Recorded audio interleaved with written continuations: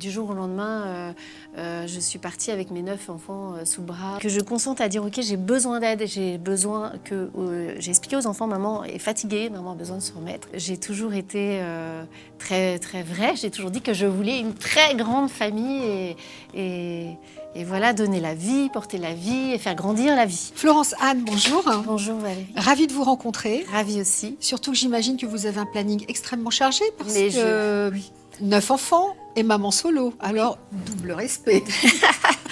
C'est vrai que le planning est bien chargé, intense, on va dire, c'est rythmé, c'est cadencé, voilà, mais joyeusement, voilà. Bah, évidemment, et Voilà. puis j'imagine que c'était voulu en plus. Voulu, désiré, Attendu. aimé, voilà. Alors l'aîné à quel âge et le plus jeune à quel âge? L'aîné a 25 ans et le dernier 12 ans. Alors à quoi ressemble une journée type, si ça existe, Oui. d'une maman solo de 9 enfants? Alors, réveil assez tôt le matin. Alors, c'est toujours difficile le réveil, mais on y arrive. Réveil assez tôt. Alors, j'ai plusieurs vies. Alors, j'ai le temps du matin où je réveille un peu toute la marmaille et ils ont du mal aussi à se réveiller. Donc, chez nous, on est plutôt des grands dormeurs. Et puis ensuite, il y a la première vague où je prépare les déjeuners parce qu'il y en a qui ont des paniers repas. Donc, parfois, je fais la popote à 7h15, du poulet, des pâtes, voilà. Première vague qui part pour les collégiens et lycéens. Et puis ensuite, il y a la deuxième vague des étudiants qui sont un peu plus Autonomes. Voilà, un peu plus autonomes. Et puis ensuite, après, moi, je me mets directement au boulot, dès 8h30, 9h, et je pars dans mon atelier, je dessine, j'ai mes rendez-vous. Et puis après, les enfants sont à la cantine, donc j'ai pas j'ai cet espace de liberté au moment du déjeuner.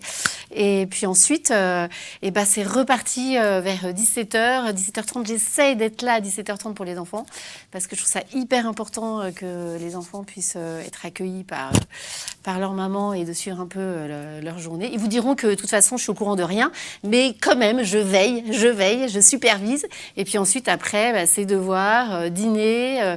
Et puis, après le dîner, vous avez une tranche d'âge qui se couche, donc les derniers qui se couchent, mais vous avez quand même les aînés qui sont là et qui veulent papoter. Donc en fait, vous vous couchez à minuit.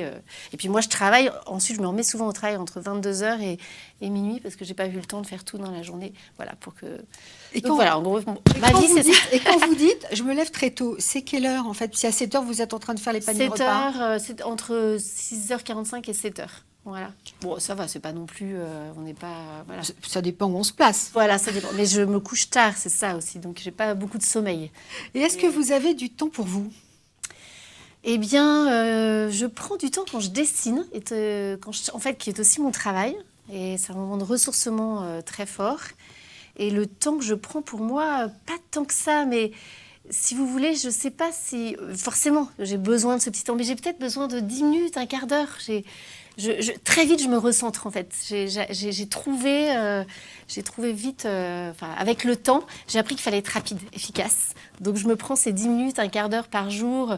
Je prends ces temps de méditation intérieure. Voilà, je le prends. Voilà, c'est mon temps à moi. Il y en a combien à la maison encore? J'ai mon aîné qui est parti, là, qui vient de partir. Et puis après, j'ai les 8 à la maison.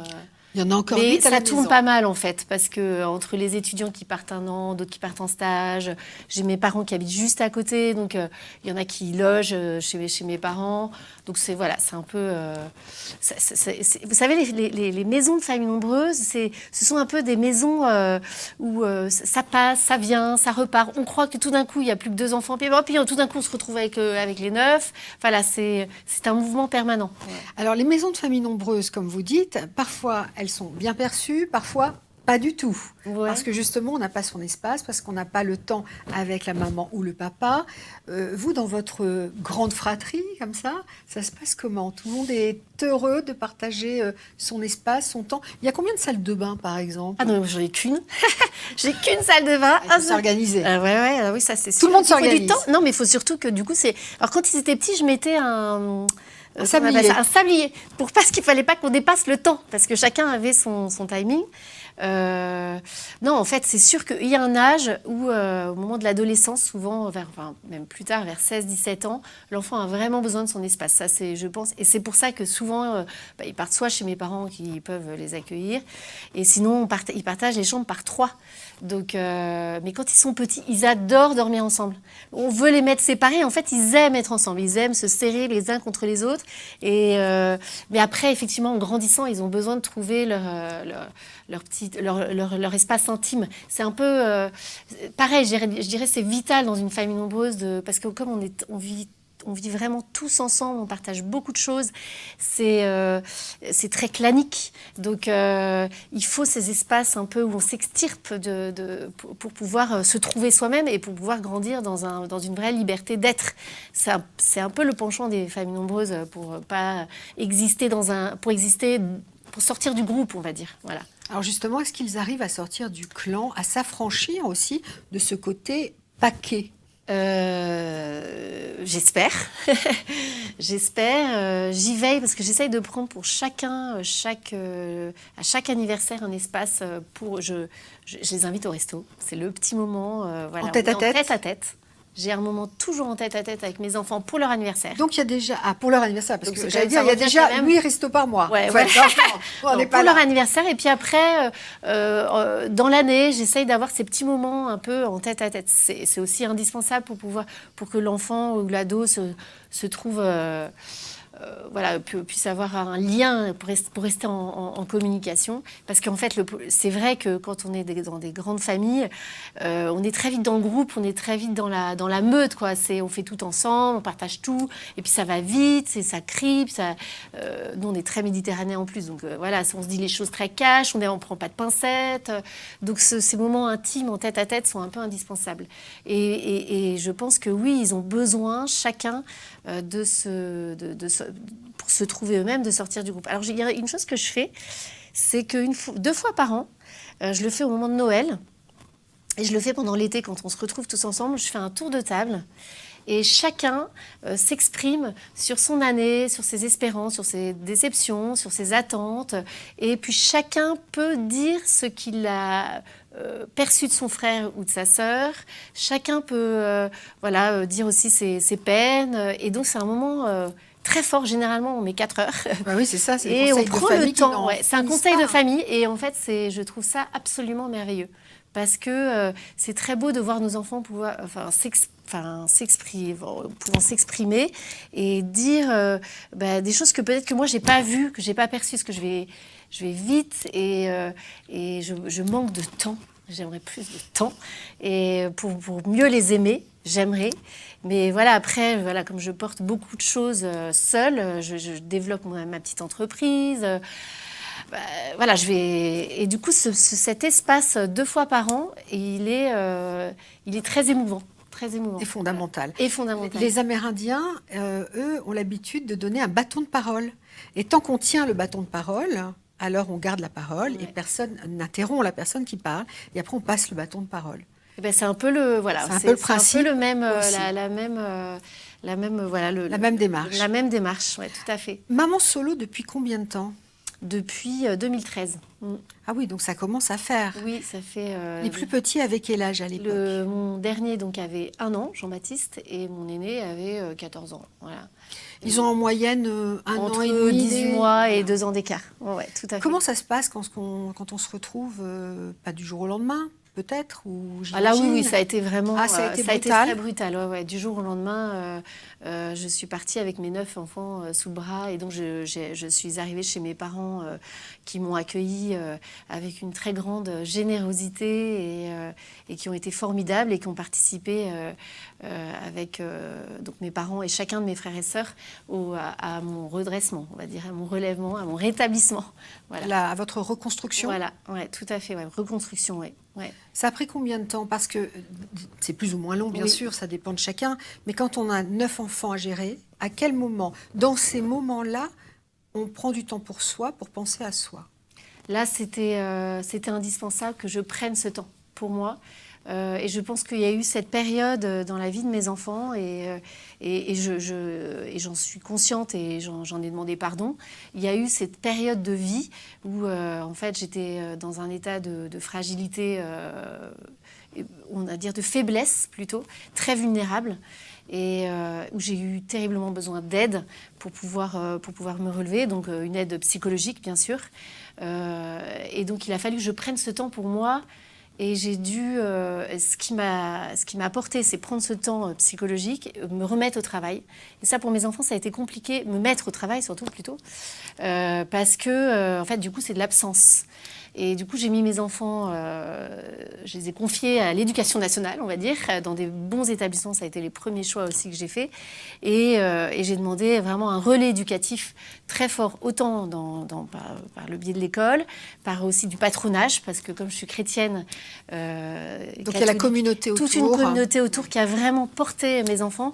Et en fait, eux l'ont peut-être vécu comme un délaissement.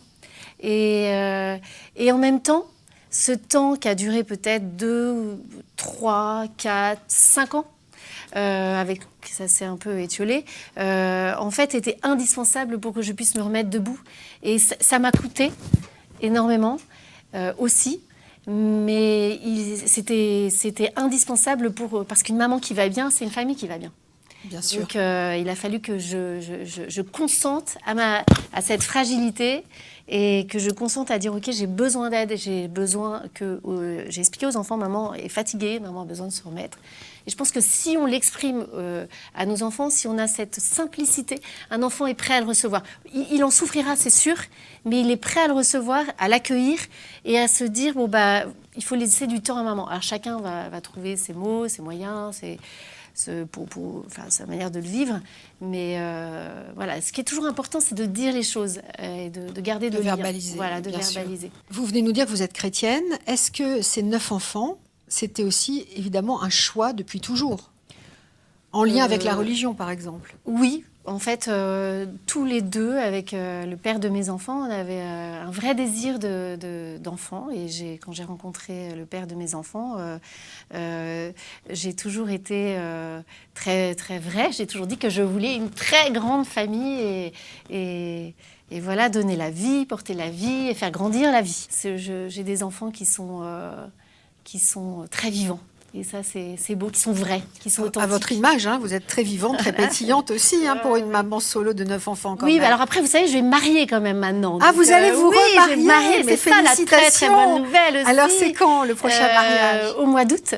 Au mois d'août, j'ai rencontré un homme merveilleux avec qui je me marie. Donc, lui a 3 enfants. Donc, nous nous retrouvons avec 12 enfants. 12 enfants à nous deux. Donc, c'est beau. C'est l'abondance. Il y a quelque chose, vous savez... on peut avoir souffert, mais il y a quelque chose à garder et qui est très précieux, c'est l'esprit d'enfance. Et si j'avais quelque chose à transmettre, à dire, surtout garder ce petit espace, cet enfant que vous êtes. On a tous souffert enfant, mais il y a ce petit espace qui existe et qu'on a tous traversé. Et cet espace de l'enfance, c'est merveilleux parce que en fait, on espère tout, on croit tout. Tout est possible. On se dit, mais c'est pas grave, on va y arriver. On tombe, on se fait mal, on a un bobo, on gratte, et on pleure un petit bon coup, puis on a notre maman qui nous embrasse, et on est reparti. Et ben, c'est un peu ça que j'ai voulu préserver dans la vie que j'ai traversée, mais ceux qui m'ont accompagnée psychologiquement et la force de l'Église aussi, des prêtres qui m'ont aussi accompagnée, ont su me dire, Florence Anne, garde ça. Et c'est vrai, et je remercie la vie de garder ce petit cadeau très précieux. Et c'est prendre soin de notre enfant intérieur aussi, hein, être le bon parent pour notre enfant intérieur. Ouais, c'est ça qui est primordial. Ouais, et en fait, je pense que trouver cet équilibre entre cette part d'enfant que nous avons en nous et cette part d'adulte, et ben, quelque part, notre joie, elle est complète parce qu'on a la joie de se dire, vive la vie, j'espère, même si on a des moments difficiles. Et en même temps, la joie de l'adulte raisonnable qui a travaillé, qui assume ses responsabilités et qui est fier d'être debout, de marcher, d'assumer sa famille. Et ça, c'est aussi une vraie joie. Donc, vous voyez, ça se complète. Et qui s'assagit en Et qui, ça vieillissant, s'agit avec aussi. la maturité Ouais. aussi. Oui, ça c'est important. Là. Vous avez grandi dans une famille nombreuse aussi? Oui, je suis l'aînée de 10. Ah oui, l'aîné aussi. Ouais, Hein. ouais, l'aînée de 10, ouais. Donc la question se posait de toute façon pas. Pas du tout. Chez moi, c'était très naturel. Mon père est aussi le 10e de 15. Maman est l'aînée de 5. Donc j'ai grandi dans un milieu familial. J'ai toujours dit que j'ai grandi avec plein d'enfants autour de moi. Donc pour moi, c'était très naturel d'avoir plein d'enfants. Et mon travail m'amène à rencontrer plein d'enfants. Et je dessine pour les enfants, je fais de l'illustration pour les enfants et aussi pour les mariages, pour les beaux sacrements de l'Église catholique. Mais voilà, tout ça, c'est très naturel et j'aime ça. Ce qui veut dire que pour les modes de garde, c'est quand même très très pratique aussi. Vous ne demandez pas forcément aux aînés de garder les petits, vous demandez à vos frères, aux sœurs, aux Frères, tantes, aux sœurs, oncles. oncles, tantes, cousins. Et puis forcément, on a un réseau familial incroyable. On est très solidaires les uns des autres. Et c'est ça la force des familles nombreuses, c'est que en fait on a quelque part on est un corps commun, voilà, et avec nos talents chacun, et puis on est très attentif finalement à celui qui va bien, celui qui va moins bien, et on est élevé dans une largesse de cœur en fait, on est élevé dans une forme de générosité, on partage, tous partagent, et celui qui partage pas, quelque part il se fait il se fait rappeler à l'ordre et voilà. Mais bon, parfois, on est obligé de cacher un peu comme dans des petits coins, en disant moi, j'aimerais bien garder cet espace à moi. Donc voilà, on comprend que aussi il faut tout ça, c'est des équilibres, un équilibre à trouver. Mais c'est vrai que quand on a des grandes familles, la beauté des familles nombreuses, c'est vraiment c'est la générosité, c'est le cœur large, c'est les bras ouverts. Ouais, c'est l'illustration que l'amour se démultiplie, surtout, en fait. Tout à fait. En fait, plus vous accueillez la vie, plus votre cœur se dilate. Et j'aime cette idée, cette image qui dit élargis ta tente. Vous savez, nous, on a tous une tente intérieure. Et je trouve que la force des familles nombreuses, la beauté d'accueillir la vie, c'est que la tente s'élargit. Alors bien sûr, après, je pense que c'est de l'ordre d'une vocation. Je dis bien pas, surtout, voilà, il y a tous 15 enfants, 10 enfants. Non, surtout pas aujourd'hui, où des cours de parentalité pourraient s'imposer. C'est vraiment un choix et c'est beau. Voilà, et en même temps, voilà, il y a une part qui est dure aussi, et une part où on verse des larmes. Voilà, parce qu'on porte. Mais voilà, mais vaut mieux, voilà, c'est... Florence Anne, avec ce nouveau mariage, oui. Un autre enfant est envisagé? Écoutez, vous savez, l'atelier de l'enfant Jésus, mon travail est un enfant déjà qui me prend beaucoup et que mon futur mari a embrassé à plein le corps et qui fait grandir avec moi. Et on se dit tous les deux, voilà notre fécondité.